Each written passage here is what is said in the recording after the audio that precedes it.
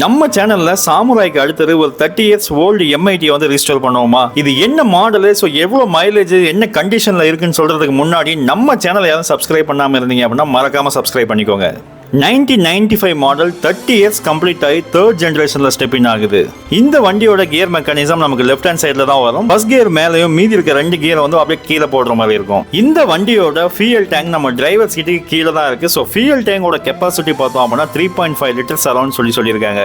இந்த வண்டியோட actual CC பார்த்தோம் அப்படின்னா அரௌண்ட் 75 இருக்கும். அது மட்டும் இல்லாம இது பேட்டரி இல்லாம டைனமோல ரன் ஆகும். ஸோ வண்டியை 2 வருஷம் மாமா கேரேஜ்ல போட்டு வச்சிட்டாரு. ஸோ நம்ம அப்படியே எடுத்து ஸ்டார்ட் பண்ண ட்ரை பண்ணோம். ஸ்டார்ட் ஆகலை அப்படிங்கிறதால நம்ம கம்ப்ளீட்டாக ஸ்பார்க் பிளக், கார்பரேட்டர் எல்லாமே கழட்டி க்ளீன் பண்ணி போட்டாச்சு. இப்போ வந்து பார்த்தோம் அப்படின்னா ஃபர்ஸ்ட் கிக்லேயே வந்து வண்டி ஸ்டார்ட் ஆகிடுச்சு.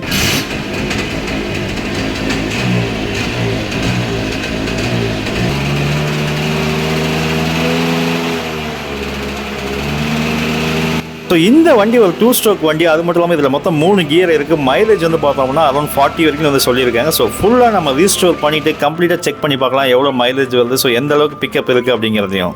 இந்த வண்டியோட அடுத்தடுத்த அப்டேட்ஸ் என்னங்கிறத நம்ம அப்கமிங் வீடியோஸில் பார்க்கலாம். ஸோ எந்த மாதிரியான சேஞ்சஸ் நம்ம பண்ண போகிறோம், எந்த மாதிரியான பெயிண்டிங், அது மட்டும் இல்லாமல் என்னென்ன ஸ்பேர்ஸ்லாம் மாற்றணும் அப்படிங்கிறத நான் உங்களுக்கு டீட்டெயிலாகவே சொல்கிறேன். இதை பார்த்தினா ஒரு டீட்டெயில் வீடியோ நம்ம சேனலில் இருக்குது. ஸோ மறக்காமல் செக் பண்ணி பாருங்கள்.